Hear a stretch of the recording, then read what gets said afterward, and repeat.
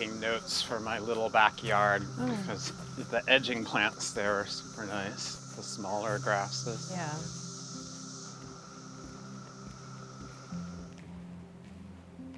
When I first made this piece, it was shown at the Whitney Museum when they were on 75th and Madison. Wow. Yeah. That looks amazing. Actually, this is the nicest view, I think. This framing with the pond. Negro sunshine is a phrase that comes from Gertrude Stein's novella, 3 Lives. It's in the section called Melanchthon, where she's talking about the life of a black woman character.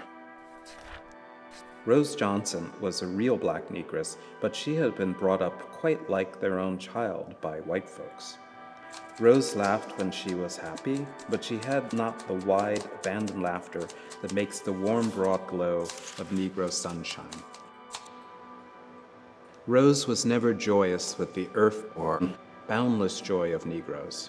Hers was just ordinary, any sort of woman laughter. It's brutal, but there's a gem in there, Negro sunshine. It's not unconnected with the stereotypical depictions of black people. But taken out of that context, it has a totally different kind of connotation and meaning and resonance. Black joy exists now and historically, despite the history of this country. There is such a thing as Negro sunshine, Negro joy, black joy. And that feels very of the moment, even though that text is 100 years old.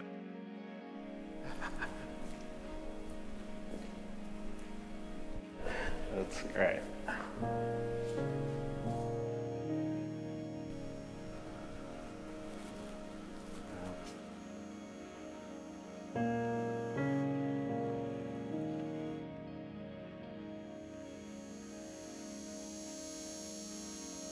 Negro sunshine and the neon work really came about by visiting a neon fabricator.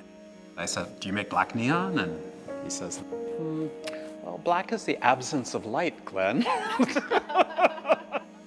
But he said, "Here's this thing that I made. That's a white tube with black painted on the front." And I thought, Negro sunshine, that's really where that came from. It was like the flash of inspiration.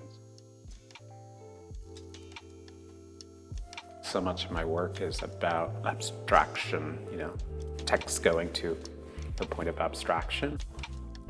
It was always someone else's text.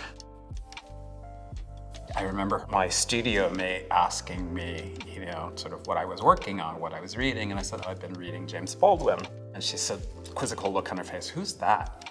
I thought, the problem is not that you've never read James Baldwin, the problem is you don't know the name. They're part of this American story, Stein and Baldwin. It's not either or. It's both and whoever's coming after. I love the idea of the font being called American typewriter. Gertrude Stein wrote about black people, but she didn't write with them in mind as an audience. We're always rereading, rethinking things that weren't meant for us, and making something out of it. That's very American. That is kind of the American way. Particularly as an artist of color, particularly as an Afro-American in this country, what black people have always done is taken what's there and turned it.